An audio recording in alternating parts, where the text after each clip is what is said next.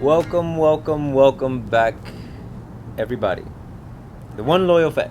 Thank you for watching. Thank you for joining me on another one of Nain's shorts. Before we continue with today's topic, I just want to say once again, VEA Collaborative happening November 5th to Saturday. Make plans to go.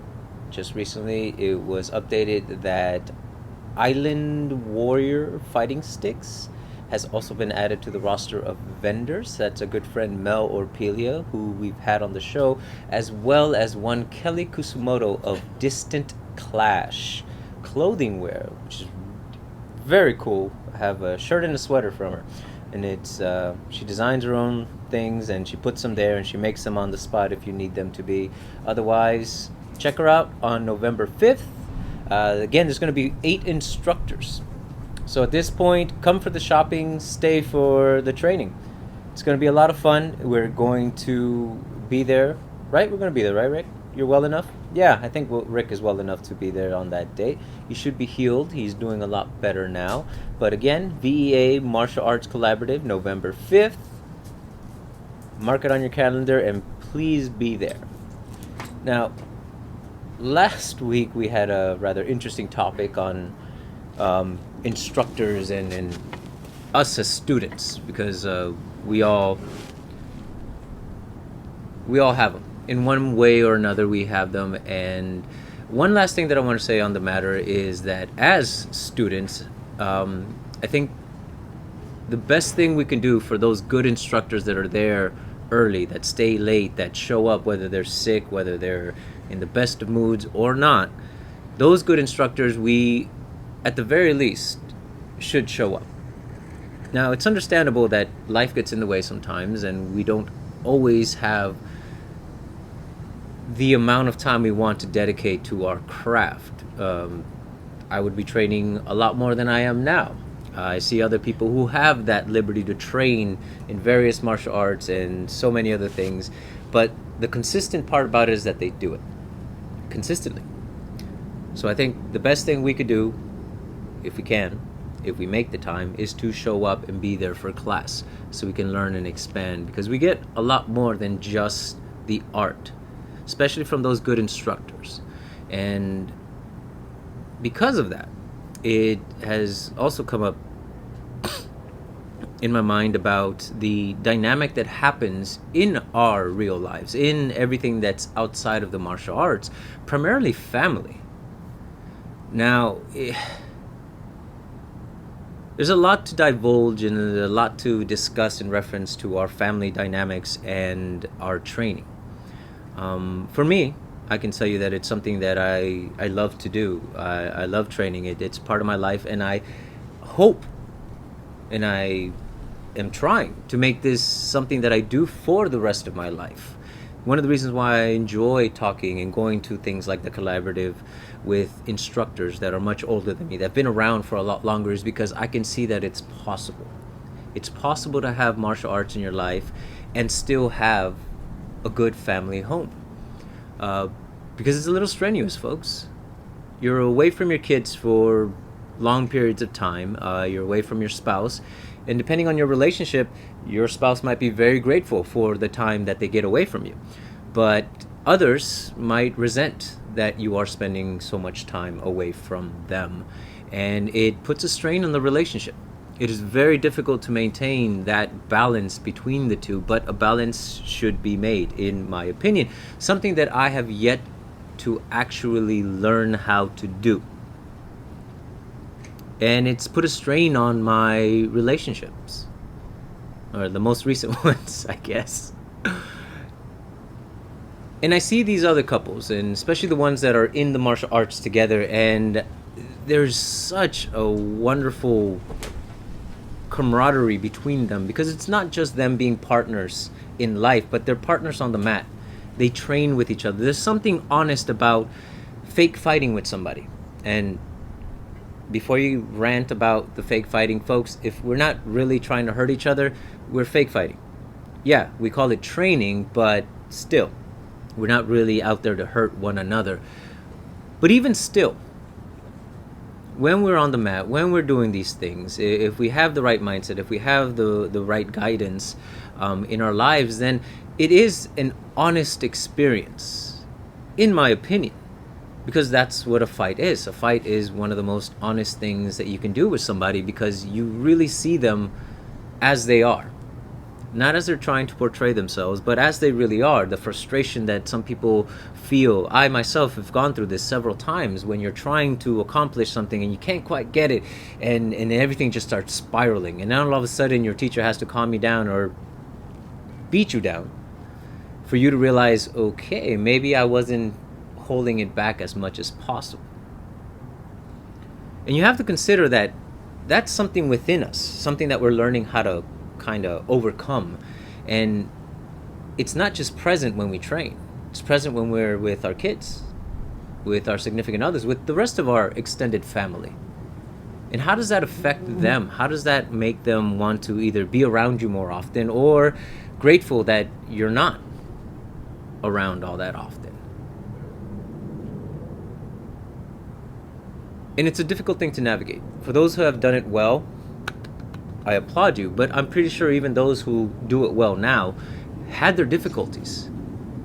Had to step in, had to say, hey, why are you going through all this? You should stop, or you should change the direction in which you're doing. Arguments have been had, and divorce has, well, happened because of it. But to those of you who overcame it, who are still together, and whether you practice together or not, I applaud you, and I hope to one day learn those lessons.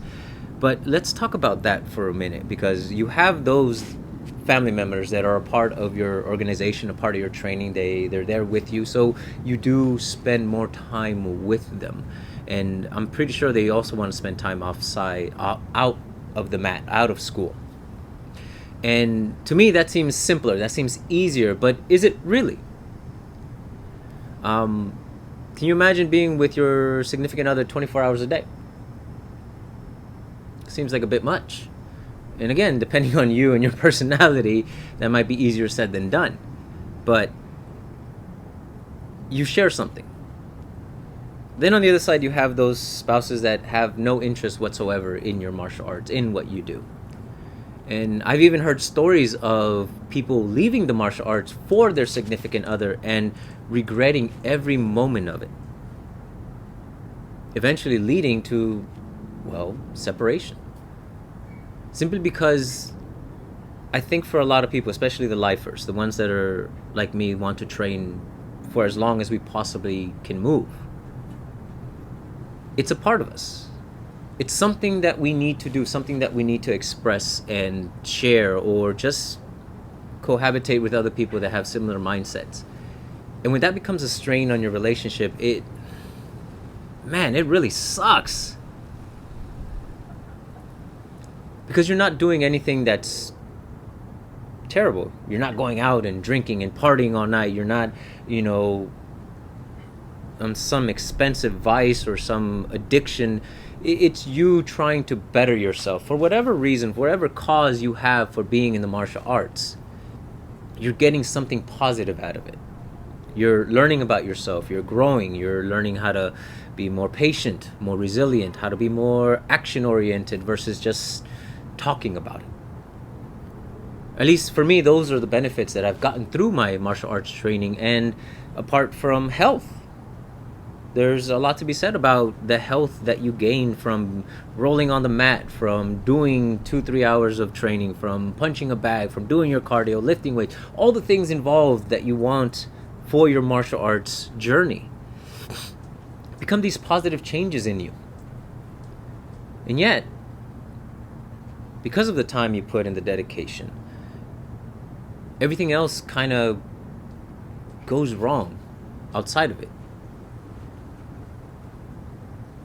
Now, is that true for everybody? No, it isn't. Was it true for me? Most definitely. And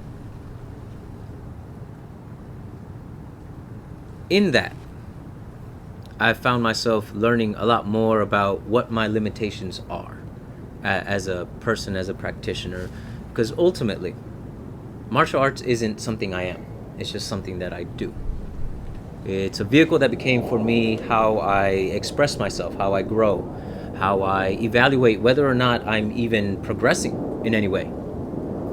And it's helped out a lot personally. I think I've grown a lot more in these past 3 years and ultimately in these last 8 years than I have before. Now, it isn't the only way to do it, and it isn't the best way to do it. It's just my way, what I found works for me. But the difficulties that it's brought upon me outside of it, there's been a few. And ultimately, it's difficult, to say the least. And I'm putting this out there not because I have any profound insight on how to resolve it or any real rules to tell you this is the best way to approach it. I'm merely saying this so in case somebody out there is going through something similar or has gone through something similar, know that you're not alone. It happens. And we keep going. You know, you get knocked down, you get back up. You get punched, you learn how to evade that. You get better at it. But we keep going. We keep the course. And that's between spouses. Now, children, that's a whole different dynamic all on its own. Now, if your children are training with you, again, that's something you share, something that you can be proud of being a part of your child's growth. And last episode I mentioned that even with students, they are like your children in many essence. You're giving them something of yourself. You're guiding them in a certain way. And when they're with you, it's great. When they're away from you, you don't really have much control over that other than the influence in the teachings that you give them, the examples that you set for them as a parent. You are their first teacher, your children, I mean. And what they see from you or don't see from you, whether it's time spent or just the character development that you've gone through in the past however many years you've been training. I myself, my children, I'm with them almost every weekend, and I see them very often as I possibly can. And I take them with me to seminars, like the VA, and they see it. They see the passion that I put into it. They see the hard work and the time and the effort. And I hope it is a positive encouragement for them. So much so that even my 8-year-old has actually joined us on the mat simply because she wanted to learn something. They're excited when they go to the gym. They see it as a fun place instead of something that you have to work hard at. So in that sense, martial arts has brought a lot of positivity to the relationship between my children and myself.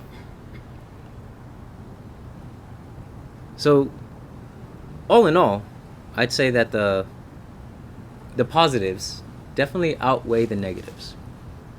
You know, as humans, we're quick to remember the negative far more than we are the positive. So, let this maybe serve as a reminder.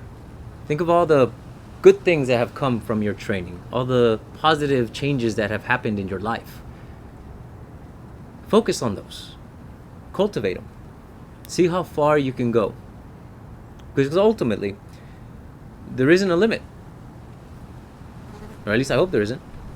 I definitely believe there isn't. Because regardless of what's going on outside of this training, outside of these videos, I'm still here. I'm still doing it. I'm still pushing. I have class these coming days. I'm still going to teach. And I'm still going to do these videos because I believe there's some importance behind that. And I hope that your journey brings you to something far more fruitful than when you first started. And that your relationships are strengthened because of it. Other examples notwithstanding, unfortunately that's not always the case, but I do believe that ultimately it will yield greater fruit. But I'm not going to know unless I keep going. We're never going to find out if we stop. So, put on your gi, tie that belt tight, and get your butt on the mat. Because at the very least, you're going to have some fun, if nothing else. And then go on to the next fight, and the next, and the next, and the next. And we'll see where we end up. Hopefully somewhere better. So that's just me opening up a little bit about myself and my personal journey. Thank you for listening. As we end this video, I again want to remind you, November 5th, the VA, there are 8 instructors that are going to be on the mat. I don't remember any of their names. I read the list and I completely forgot. But the vendors, like I said before, we're going to have Wolf's Den Armory, John Atkinson, our good friend, as well as Mike Ruby of FMA Supply, and also Hayo Campbell of Native Clan, as well as Kelly Kusumoto and Mel Lorpilio, which I mentioned earlier in the video. Like I said, if nothing else, come for the shopping. There's such an array of awesome products, cool things that you can get, and stay for the training. There's also going to be food. I believe it's Filipino food. I think it's the right, yeah? And it's tasty as hell, folks. It comes with the price of admission, I believe. You can also come as a spectator and just root your family on. Because again, why do we do this? Why do we put ourselves through it? And it's to get something more, something better. So, thank you for joining me on this Nain Short. Till the next one, as always, 3, 2, 1.